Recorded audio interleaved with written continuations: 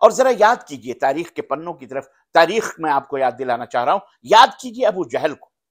ابو جہل نے ایک دفعہ ناموس رسالت میں گستاخی کی تھی اور انتہائی خطرناک نازیبا کلمات، یعنی جیسا کہ کافروں کا حال ہی یہی ہوتا ہے کہ وہ بد زبان ہوتے ہیں،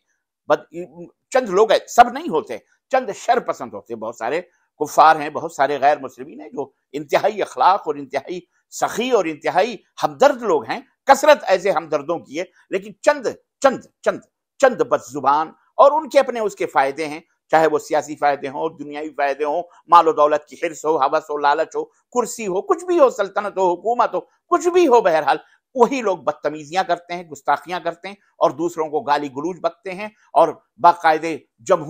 عوام کو سڑکوں پہ لا کر کے اور وہاں ماں بہن کی گالیاں دیتے ہیں، اور الحمدللہ وہ دنیا ہی میں اپنا انجام بھی دیکھ لیتے ہیں۔ بہرحال تو ابو جہل، اس نے ناموس رسالت میں اللہ کے رسول صلی اللہ علیہ وسلم کی شان میں گستاخی کی تھی ایک دفعہ، نازیبا کلمات بھی کہے تھے، اور نبی اکرم صلی اللہ علیہ وسلم کے چچا حضرت حمزہ اس وقت تک کافر تھے۔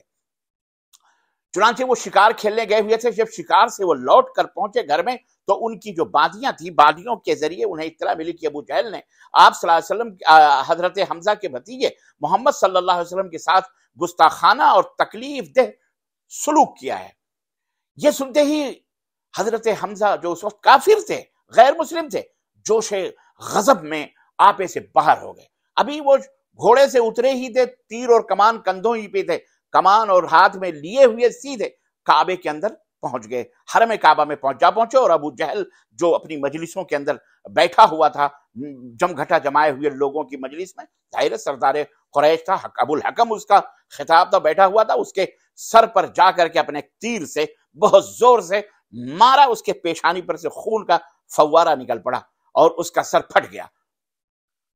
اور فرمایا، بہت خطرناک بات کہی، کہا عربی کے الفاظ ہیں، ہم وہ دہرانے کی ضرورت نہیں، لیکن ہم اردو میں بتا رہے ہیں، اور کہنے لگے، اوئے سورین سے اپنے پیچھے سے پاد مارنے والے، یعنی یہ ایک ایسا کلمہ ہے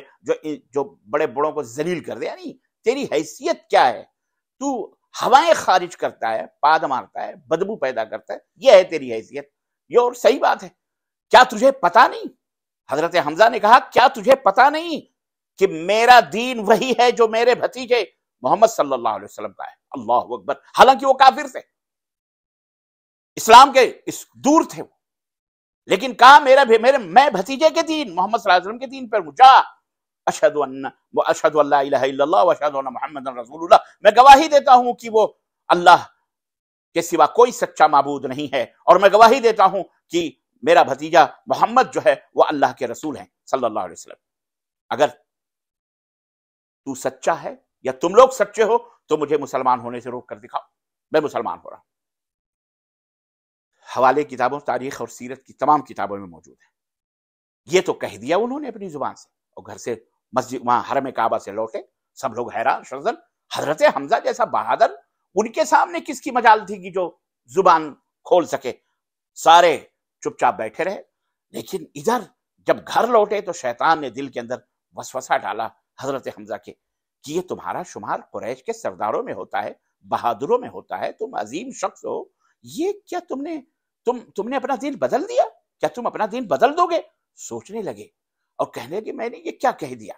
اسی کشمکش میں، اسی رد و قدح میں آپ کی پوری رات بے چینی اور بے قراری اور اضطراب میں گزری،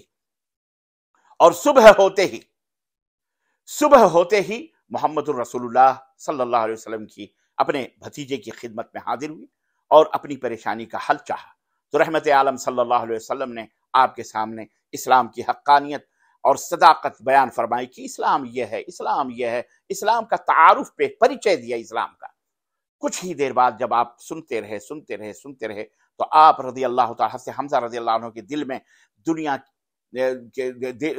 سنتے دل کی دنیا بدل گئی،